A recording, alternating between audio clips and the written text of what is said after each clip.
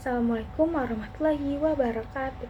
Hai semuanya, tak kenal maka tak sayang. Jadi izinkan saya memperkenalkan diri. Nama saya Salhan Janista ini.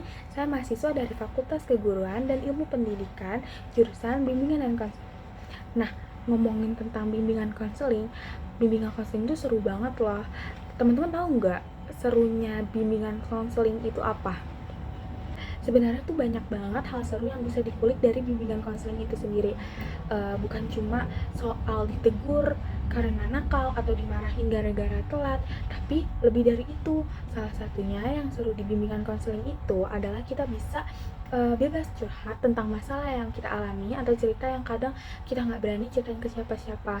Jadi di video kali ini saya ingin membawakan topik yang menarik nih, yaitu tentang interaksi sosial. Secara umum, interaksi sosial itu adalah hubungan timbal balik antara individu atau kelompok yang saling mempengaruhi dalam kondisi normal.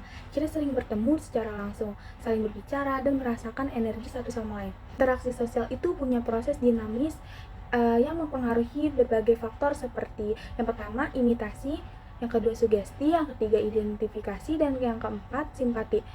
Yang pertama adalah imitasi, terjadi saat seseorang meniru orang lain. Yang kedua, sugesti, adalah pengaruh dari pandangan atau ide seseorang yang bisa menggerakkan hati orang lain. Yang ketiga, identifikasi, muncul ketika ada dorongan untuk mirip dengan orang lain. Sementara yang keempat adalah simpati, yaitu perasaan ikut merasakan apa yang dialami orang lain. Dari keempat faktor ini berperan penting dalam mendorong interaksi sosial. Jadi itu pembahasan mengenai interaksi sosial tadi. Nah, di sini saya ambil contoh dari peristiwa pandemi COVID-19 yang kemarin sempat menggemparkan dunia, di mana pada peristiwa tersebut berhubungan nih dengan adanya faktor interaksi sosial yang baru kita bahas tadi. Mari kita mulai dari faktor imitasi. Di masa pandemi, kita banyak banget nih meniru kebiasaan yang kita lihat dari media sosial. Misalnya seperti cara orang-orang tetap produktif di rumah. Karena pandemi, perilaku-perilaku tersebut seperti belajar memasak, atau membuat sesuatu yang menjadi kebiasaan yang banyak ditiru, membuat kita merasa lebih terhubung meskipun terpisah. Dan dengan melakukan hal-hal yang seperti itu, kita menjadi lebih produktif lagi saat menjalankan isolasi di rumah. Kemudian ada faktor sugesti.